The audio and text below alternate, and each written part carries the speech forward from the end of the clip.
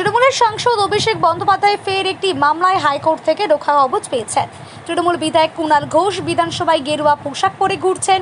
যাদবপুর বিশ্ববিদ্যালয়ে যে সমস্ত ছাত্রছাত্রী রয়েছেন তারা এখন আন্দোলনে নেমেছেন। স্বরাষ্ট্রমন্ত্রী অমিত শাহ গতকাল শিলিগুড়িতে বলেছেন, পশ্চিমবঙ্গের প্রাক্তন মুখ্যমন্ত্রী মমতা বন্দ্যোপাধ্যায়কে একাধিকবার বিএসএফে জমি দেওয়ার কথা বলা হয়েছিল, কিন্তু মমতা বন্দ্যোপাধ্যায় জমি দেননি। বিরোধী দলনেতা রাহুল গান্ধী থানায় ঢুকে প্রতিবাদ করেছেন এবং সেখানে আন্দোলন করেছেন। আর যে প্রবীণ মন্ত্রিসভায় মন্ত্রী দিলীপ ঘোষের সঙ্গে দেখা করেছেন। পুরে দুই দল ছাত্রের সংঘর্ষ, ক্যাম্পাস রাজনীতিকে আবার হিংসার জায়গা হচ্ছে।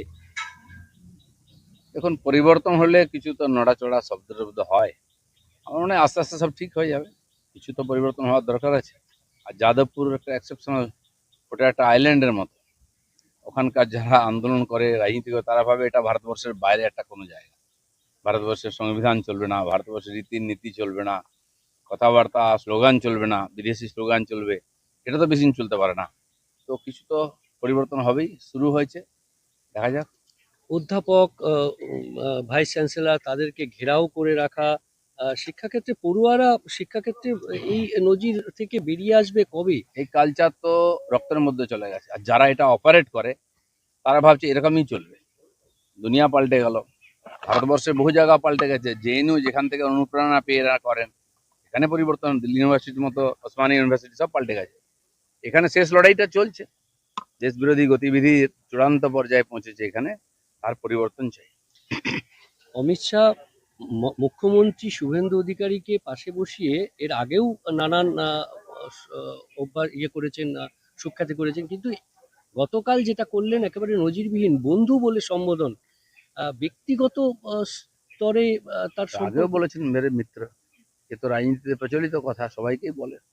তো বন্ধু একসঙ্গে কাজ করলে এত বছর বন্ধুত্ব হয়েই যায়। এটা টিএমসি নয়, কর্মচারী আর মালিক সম্পর্ক। পার্টিতে আমরা সবাই বন্ধু, সহকর্মী। পার্টি যাকে যে নেতৃত্বে বসিয়েছে সে দায়িত্ব পালন করছে। বাকি তো একটা পরিবারের মতো আমরা সবাই। দাদা, শওকত মোল্লার বিরুদ্ধে এবার ইউপিএ ধারা লাগু হচ্ছে। এনআইএ বিশেষ আদালতে সেই আবেদনও করেছে এনআইএ। অবশ্যই লাগু হওয়া উচিত। যেভাবে তার নেতৃত্বে মাননীয় নাড্ডাজির উপর অ্যাটাক হয়েছিল গুয়াহাটিতে, সে ইতিহাস, সে ভিডিও আপনাদের কাছে আছে। পরিকল্পিতভাবে হাজার লোক নিয়ে ঘিরে একজন এমপি, যিনি একটা বিশ্বের সবচেয়ে বড় রাজনৈতিক পার্টির যে প্রধান, তার উপরে জীবনঘাতী আক্রমণ করছে। নিশ্চয়ই তো কিছু ব্যাপার আছে, সবকিছু তদন্ত হওয়া উচিত।